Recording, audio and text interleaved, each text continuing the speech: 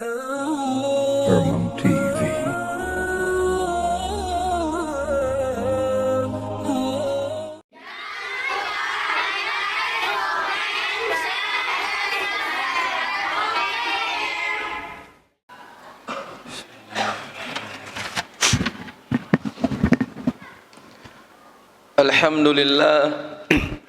Alhamdulillahi Rabbil Alamin. Wassalatu wassalamu ala ashrafil anbiya'i wal mursalin wa ala alihi wa ashabihi ajma'in. Ashhadu an la ilaha illallah wa ashhadu anna Muhammadar Rasulullah. Allahumma salli ala sayyidina Muhammad wa ala ali sayyidina Muhammad. Ayyuhal hadirun, ayyuhal mu'minun,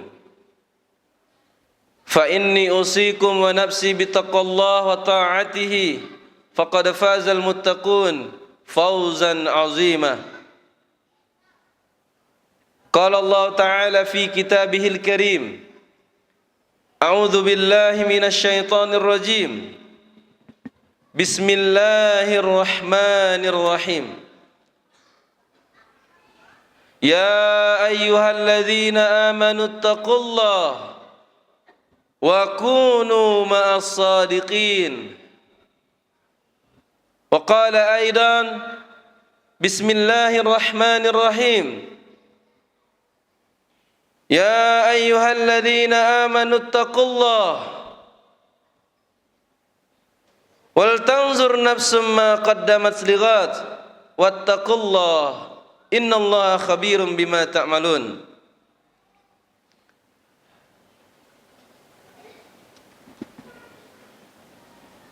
Jamaah Jumat yang dirahmati Allah Subhanahu wa taala, marilah kita bersyukur kepada Allah Subhanahu wa taala. Sampai hari ini Allah masih memberikan kita nikmat yang tak terhingga, nikmat yang tak ada duanya, nikmat yang kalau itu dicabut maka tunailah sudah ujian kita di dunia. Hari ini kita masih bisa mandi sendiri, tapi suatu saat nanti kita akan dimandikan orang lain. Hari ini kita masih bisa berpakaian sendiri, tapi suatu saat nanti orang lainlah yang akan memakaikan pakaian itu kepada kita. Hari ini Allah masih memberikan kita kesempatan untuk hadir ke masjid yang kita cintai ini, datang sendiri berjalan kaki. Tapi suatu saat nanti orang lainlah yang akan mengantarkan kita menuju masjid ini. Hari ini kita masih bisa sujud sendiri, salat pun sendiri. Tapi suatu saat nanti orang lainlah yang akan menyolatkan kita. Yang biasanya kita duduk di belakang, yang biasanya kita selalu hadir di belakang, bahkan tak pernah datang pun, akan ada masanya kita yang akan ada di bagian paling depan. Hari ini kita masih bisa duduk beristirahat sendiri, tapi suatu saat nanti anak, menantu, cucu yang ada di perantauan akan berkumpul di satu tempat hanya untuk mengantarkan kita ke tempat peristirahatan kita yang terakhir kalinya.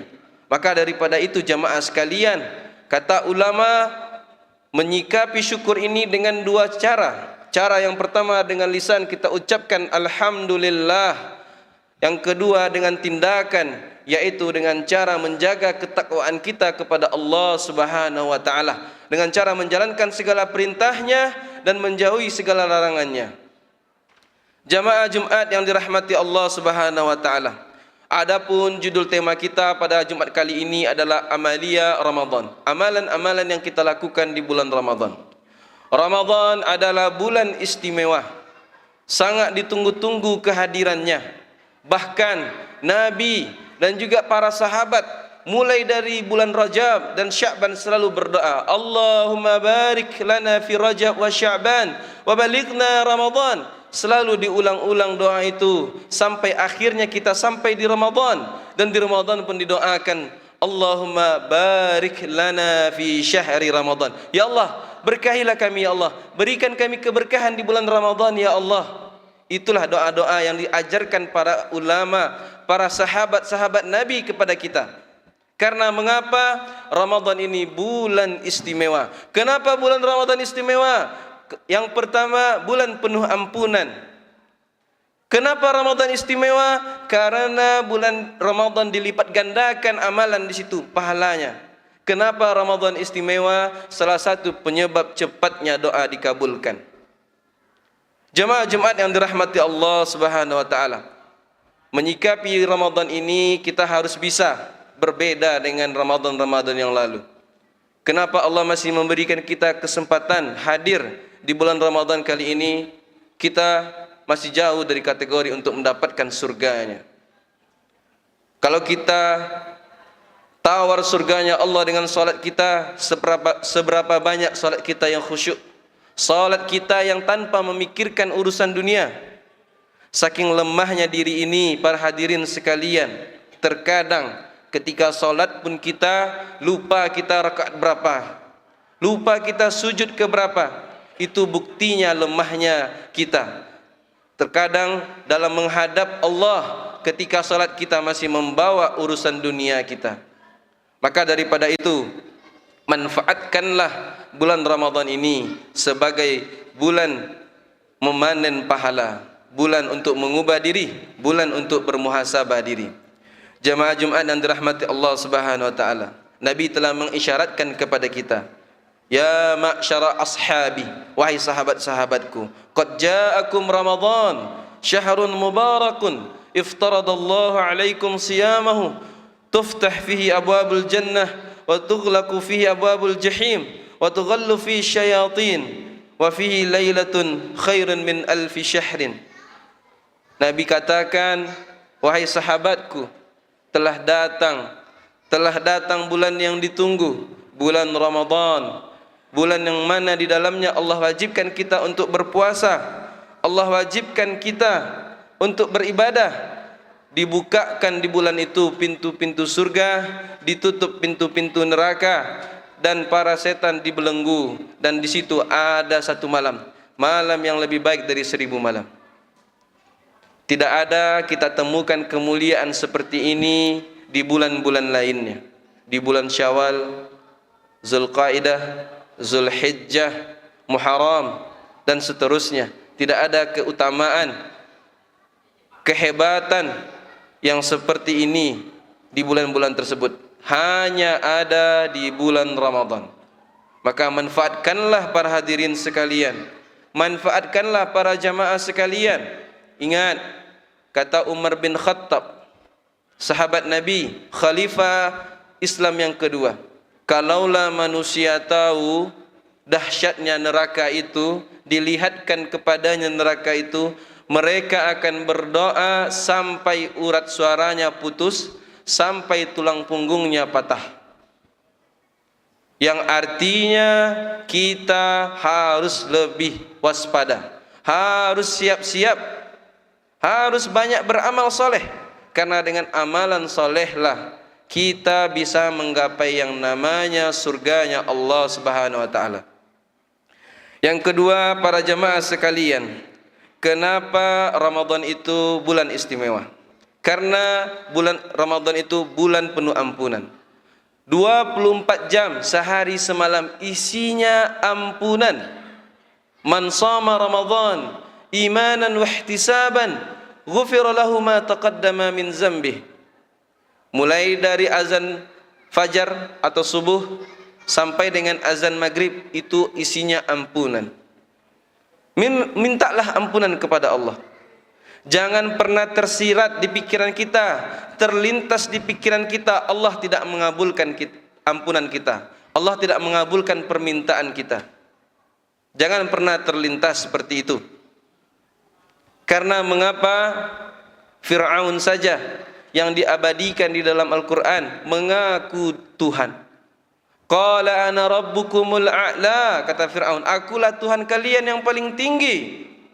Dan dia pernah membunuh, bahkan diabadikan di dalam Al-Quran, yudzabbihuna abana'akum wa yastahyuna nisa'akum, membantai para anak laki-laki. Mengaku Tuhan, membantai para anak laki-laki yang lahir, Apa kata Allah? Kalau engkau mau bertobat Fir'aun, aku ampunkan dosamu. Sekelas Fir'aun saja diampunkan dosanya, apalagi kita yang tidak pernah mengaku Tuhan, yang tidak pernah membunuh orang. Berarti kesimpulannya, diterimanya taubat kita lebih besar peluangnya daripada Fir'aun. Maka daripada itu jemaah sekalian, jangan pernah terlintas bahwasanya saya pendosa, saya ahli maksiat, tak pantas saya berpuasa, tak pantas saya salat. Jangan pernah terlintas seperti itu. Ingat, ampunan Allah itu tidak ada batasnya. Allah Maha Pengampun. Innallaha ghafurur rahim. Sesungguhnya Allah Maha Pengampun lagi Maha Penyayang. Bahkan ditambah lagi di hadis qudsi. Di hadis qudsi diriwayatkan oleh 30 sahabat ternama. Allah sampaikan, aku tidak peduli. Aku tidak peduli, wahai hambaku, kalau dosamu setinggi gunung menjulang ke atas. Tak peduli. Datang kepadaku, minta ampunan kepadaku, aku ampunkan. Aku tidak peduli, kata Allah. Walaupun salahmu seluas langit, seluas laut samudra. Aku tak peduli.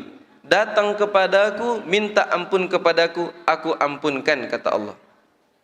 Maka bisa kita simpulkan bahwasanya Ramadan ini bisa menjadi bulan penghapus dosa kita. Semoga kita bisa menjadi orang-orang yang soleh, orang-orang yang bertaubat kepada Allah. Amin, amin ya rabbal alamin. Jemaah sekalian yang dirahmati Allah Subhanahu wa taala. Selanjutnya, keistimewaan Ramadan yang kedua adalah cepat dikabulkannya doa. Kenapa cepat dikabulkannya doa? Di hadis telah dijelaskan. Salasatun la turaddu da'watahum. 3 golongan yang tak ditolak doanya. As-saimu hina yuftir. Orang yang berpuasa sampai dia berbuka, itu doanya tidak ditolak. Tidak ditolak. Minta sebanyak-banyaknya para hadirin. Minta. Curhat kepada Allah. Bahkan di Al-Quran telah dijelaskan juga, wa idza sa'alaka ibadi anni fa inni qarib ujibud da'watad da'i idza da'an falyastajibu li wal yu'minu bi la'allahum yarshudun. Kalau ada hamba yang meminta kepadaku, kalau ada yang meminta, ingat kata-katanya, meminta, tak disuruh meminta. Kalau ada, ujibud da'wah, saya kabulkan permintaannya. Idza da'an, kalau dia minta kepadaku. Fadhkuruni adzkurkum, kata Allah. Ingat kalian kepadaku, adzkurkum, aku ingat kepada kalian. Lupa kita kepada Allah, Allah akan lebih lupa kepada kita. Hadirin yang dirahmati Allah Subhanahu wa taala, marilah kita manfaatkan Ramadan kali ini dengan sebaik-baiknya, bertadarus. Dan juga Ramadan beristimewa karena dilipat gandakannya pahala. Salah satu cara mendapatkan amalan yang berlipat ganda adalah membaca Al-Quran. Apalagi Al-Quran diturunkan di bulan Ramadan. Manfaatkan waktu ini untuk beribadah sebanyak-banyaknya. Hadirin sekalian, keadaan kita dengan Al-Quran hanya 2.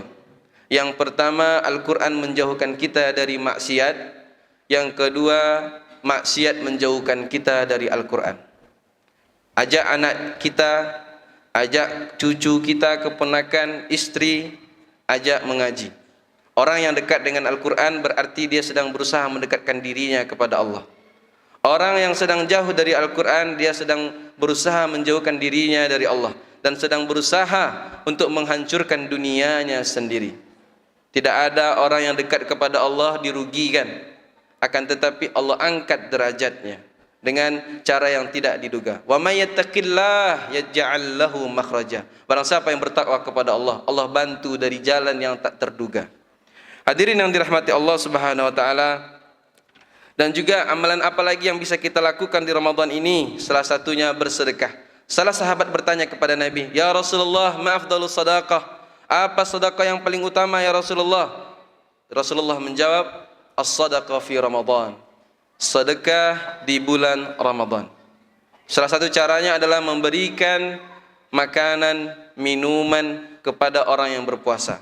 Kita akan mendapatkan pahala yang sama seperti orang yang berpuasa tanpa mengurangi pahala puasa orang tersebut. Maka dengan demikian banyak sekali cara kita mendapatkan kemuliaan di bulan Ramadan ini. Asalkan ikhlas karena Allah Subhanahu wa taala. Fa'tabiru ya ulil absar la'allakum tuflihun.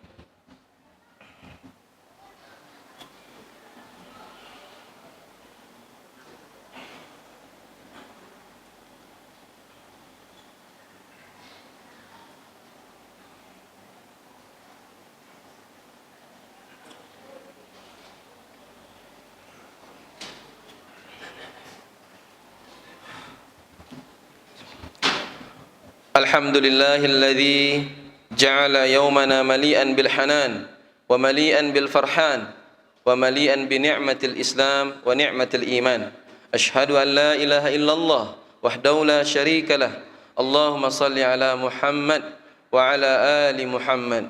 Ayyuhal hadirun, fa inni usikum wa nafsi bi taqwallah wa ta'atihi faqad fazal muttaqun fawzan 'azima.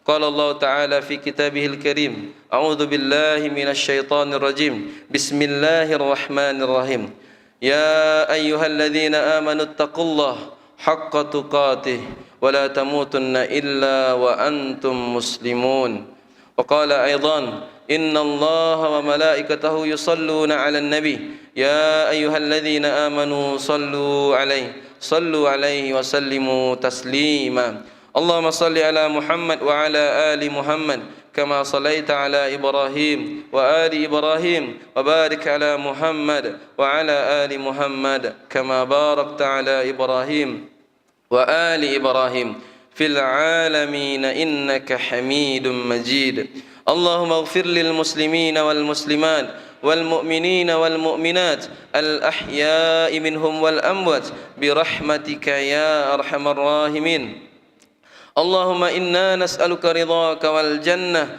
ونعوذ بك من سخطك والنار اللهم إنا نسألك سلامة في الدين وعافية في الجسد وزيادة في العلم وبركة في الرزق وتوبة قبل الموت ورحمة عند الموت ومغفرة بعد الموت اللهم هون علينا في سكرات الموت والنجاة من النار والعفو عند الحساب اللهم إنك عفو كريم تحب العفو فاعف عنا يا كريم اللهم ربنا ظلمنا أنفسنا وإن لم تغفر لنا وترحمنا لنكونن من الخاسرين اللهم أنزل علينا صحة كاملة وعافية في بدننا ورزقا واسعا وحلالا طيبا مباركا فيه ربنا هب لنا من أزواجنا وذرياتنا قرة أعين واجعلنا للمتقين إماما اللهم تقبل منا إنك أنت السميع العليم اللهم اجعل هذا بلدا آمنا مطمئنا سخاء الرخاء وسائر بلاد المسلمين ربنا آتنا في الدنيا حسنة وفي الآخرة حسنة وقنا عذاب النار وصلى الله على سيدنا محمد